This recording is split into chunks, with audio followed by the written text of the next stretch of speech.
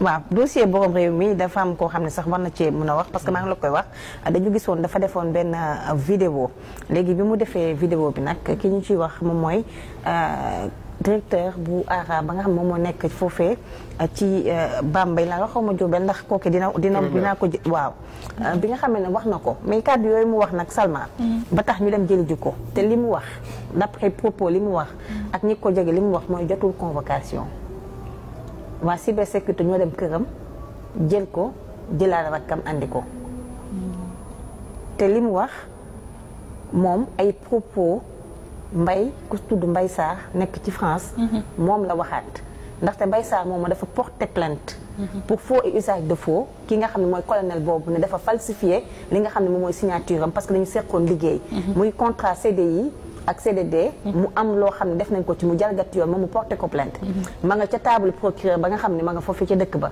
woo nañu ko demul wuy ji le colonel en question waa ji jógee ba France dagg bi ñëw fii Sénégal pour am ak moom confrontation mujjeewu ko def kon tey foog naa ne bu fekkoon ne dafay plainte ci ku yàq deram wala diffamation waroon na ma dem wuy ji plainte bi nga xam ne ko njëkkoon a plainte ba mu nekk ci table procureur comme ni ñu koy waxee nag werante xuuxaan moom tekki tubéy te ki nga xam ne moom tey jàpp nañ ko bu borom réew mi ci jamono ji wax ak ñoom maître Tall mi bokkoon na ci ay avocat wam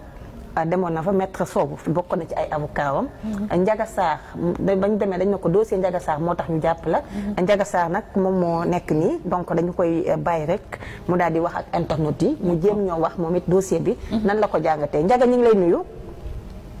waaw maa ngi lay nuyu Ngoné di nuyu internautes yëpp waaw yaa ngi en direct très rapidement rek ñu daal di lay nuyu bàyyi la nga nuyoo ak ñi lay seetaan nga daal di dellu si ci dossier bi nga xam ne mooy dossier borom réew mi lan nga ci doon ak lan nga ñu ci mën a wax ci ay leeral. waaw merci Ngoné je te remercie de m'avoir donné l'opportunité de pouvoir m'exprimer en direct pour leeral lu nga xamante ne si c'est très important pour moi war nañ ko leeral donc ce matin dañ ma envoyé message ni ma borom réew mi il a été interpellé bi ñu ko yóbbu cybercriminalité dañ ko c'est lié à une affaire à l'affaire de Ndiaga Sarr donc man nag effectivement j'ai une affaire contre le colonel Barro et le directeur général du ARA national parce que man dama doon liggéey foofu j'étais le chargé de relations extérieures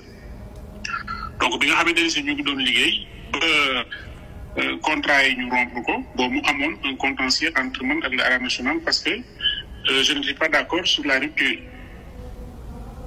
La loi n'avait pas été respectée. Donc, bref, pour ne pas être long, j'ai porté l'affaire devant le tribunal civil. Alors, quand j'ai porté l'affaire devant le tribunal civil, donc, nous sommes faux, puis nous sommes faux. Alors, il a fallu que les deux parties présentent des éléments de tes arguments. Donc, sur ça, il a présenté de faux contrats en mon nom. Il a imité ma signature, il l'a apposé dans des faux contrats. Je ne sais pas avec quelle complicité il s'est débrouillé pour le faire viser à l'inspection du travail. Il a déposé au tribunal pour soutenir ses arguments. Donc sur ce, nous avons saisi le procureur de la République. Mes avocats ont déposé une plainte contre lui pour faux usage de faux. Donc cette plainte-là, il y avait un soir transmis qui a été envoyé à la section de recherche de la gendarmerie de Kébémer. En avril 2024. D'accord. Donc maintenant on m'a convoqué et je me suis déplacé en juin 2024 au Sénégal. Donc j'avais été entendu dans ce cadre-là. Après me dellusiwaat Paris. Bu ñu toogee ay 4-5 mois xamuñ ci dossier bi dara quand on a appelé là-bas commandant bi wuutu commandant ba fa newoon ni moom gis na dossier bi mais mënu ci avancer parce que sama audition dafa réer ci ordinateur bi en tout cas il ne l'a pas retrouvé bu mu ñëwee jël service.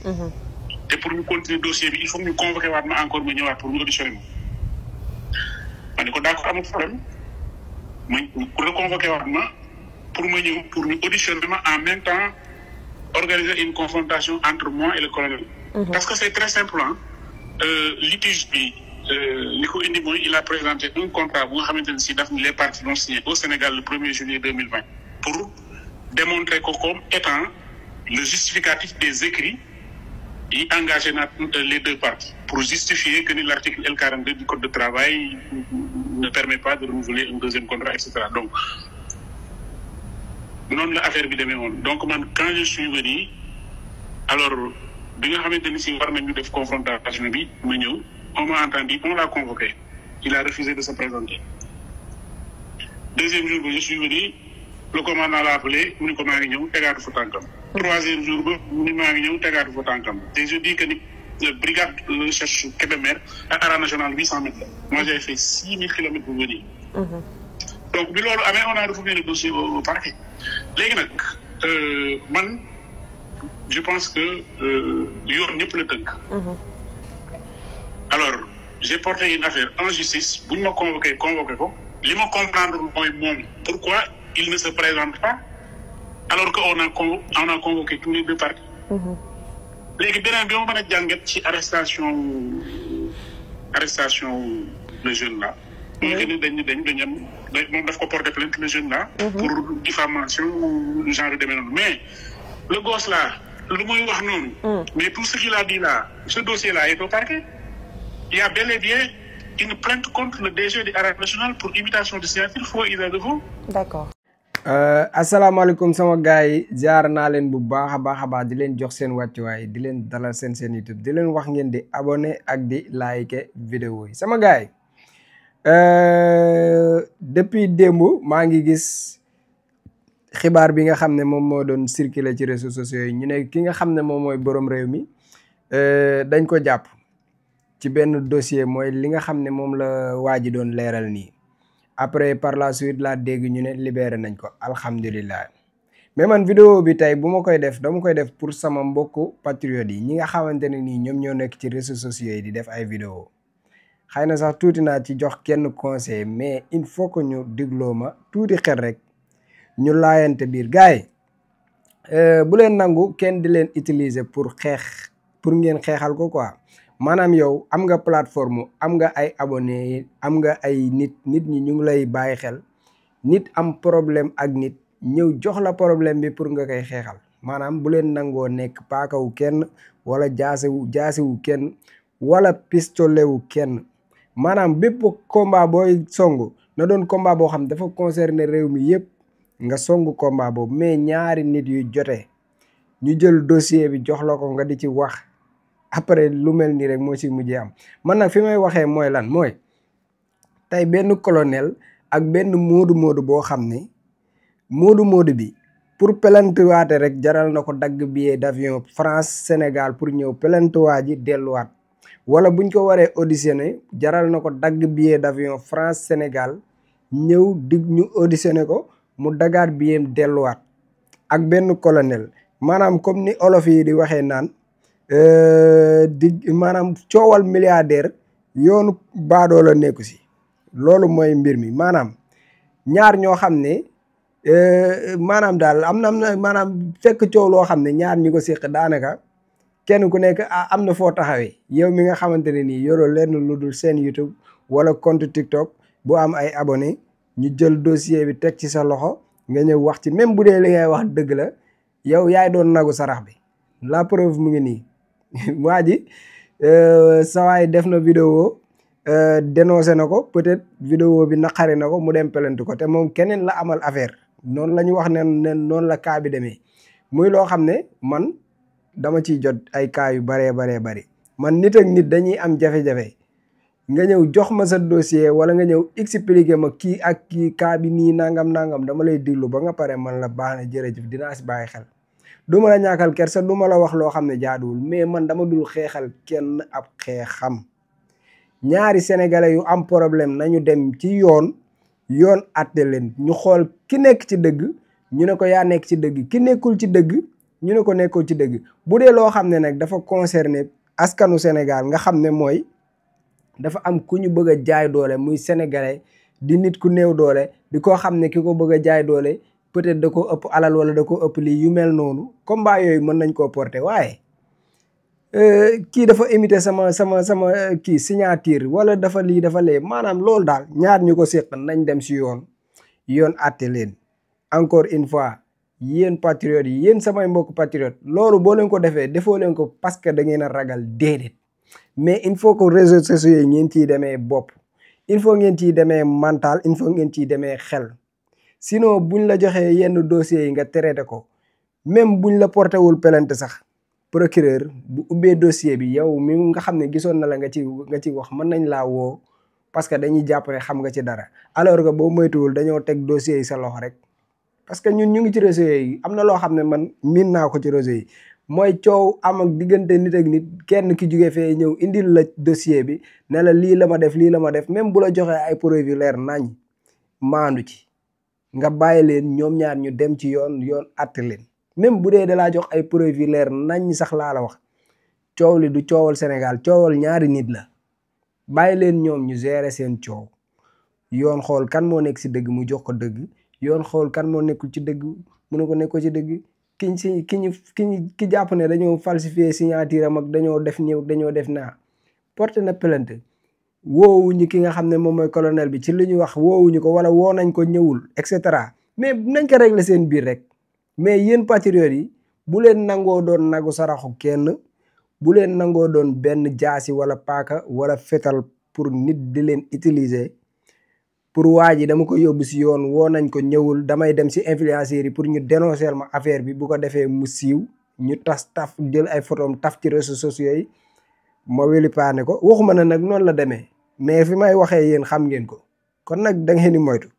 nañ moytu ñun ñëpp nañ àndandoo ñu moytu ñu ànd suñu xel réseaux sociaux dafa garaaw boo ci nekkee da ngay xam ni ngay doxalee da ngay xam fi ngay teg say tànk sinon di nga yàgg dem wuy ji sinon dinañ la porter plainte la si booy wax da ngay xam ni ngay wax xam ni nga koy waxee man nag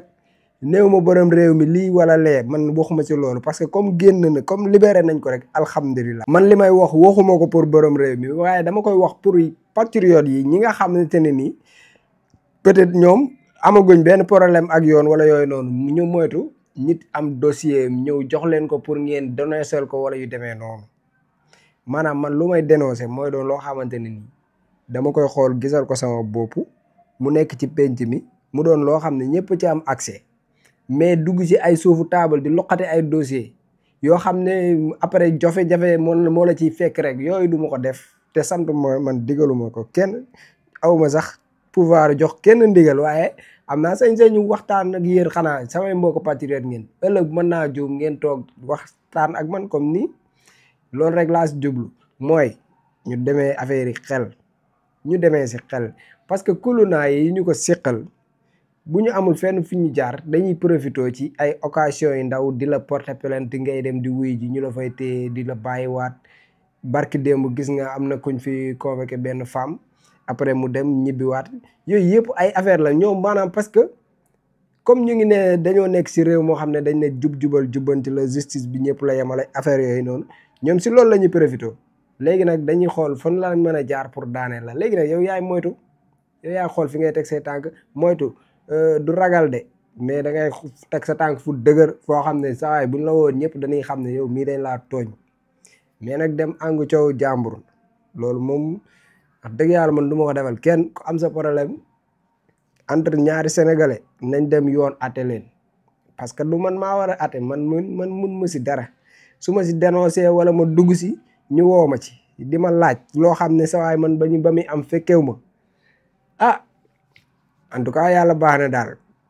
xaw ma nag yéen ñi may seetaan di ngeen essayer comprendre fi may waxee quoi man waxuma en tant que damay wax ak kii nu mu tuddati borom réew mi parce que na ko yaa def li wala yaa def man non waxeewu ma foofu parce que man borom réew mi amuñu ay relation minante wuñ noonu quoi kon mënuma wax ci moom ne cas bi nii la demee mais man li may wax au delà de lii la mooy lan li nga xam ne am na lii la ñu wax ne noonu la demee mais dama ne sama mbokk patriote yi nañu moytu nit am problème wala nit am benn dossier wam surtout ñaar ñoo xam ni maanaam mën nañ lijjanti seen bopp quoi nga ñëw bëgg a dugg ci affaire bi après yow ñu lay suuxloo man foofu laay waxee te yaakaar naa di ngeen essayer pour dégg fi may waxee voilà jaa ngeen jëf.